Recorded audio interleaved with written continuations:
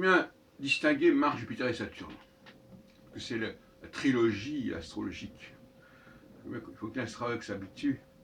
On dirait qu'ils n'ont que ces trois possibilités. Ils ne se cassent pas la tête à se diviser, les signifier en un nombre invraisemblable de ces signes zodiacaux, de planètes, etc. On a trois concepts et puis terminé. Alors, le seul concept qui est vraiment opérationnel, en fait, c'est Jupiter. Saturne couvre un champ beaucoup trop large, beaucoup trop long, et ça correspond d'ailleurs à un savoir qui remonte à des millénaires, des millions d'années, des milliards d'années. Mars, lui, au contraire, c'est un camp beaucoup trop court. Il correspond au présent, à l'usage actuel, à ce qu'on peut fabriquer et comprendre aujourd'hui. Il n'y a que Jupiter qui, finalement, est à la hauteur de l'homme, à la mesure de l'homme, comme on dirait. Le propre de l'homme. Avec ses 12 ans, et le fait qu'il est à l'échelle de l'histoire, en fait, l'histoire de l'humanité. Pas l'histoire de l'univers, l'histoire de l'humanité.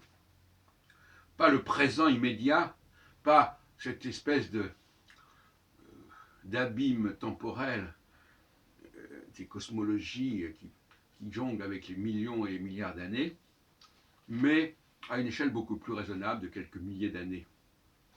Et c'est cette échelle-là qui nous intéresse.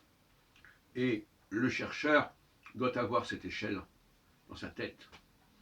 Il ne saurait ni noyer l'histoire dans une temporalité absolument démesurée, ni la réduire à une présentéité immédiate, telle que nous sommes arrivés à tel stade, et donc c'est ça qui est important, et puis pas le reste.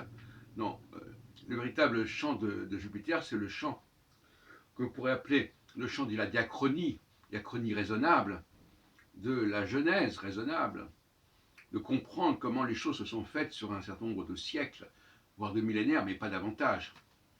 Mais il n'est pas non plus question de se réduire à ce que les choses sont devenues, ni de se plonger, de se noyer dans un océan, dans un infini. D'ailleurs, quelque part, on retombe la fameuse formule de l'infiniment grand qui est Saturne, l'infiniment petit qui est Mars, et entre les deux, finalement, il y a l'homme, et c'est la valeur de Jupiter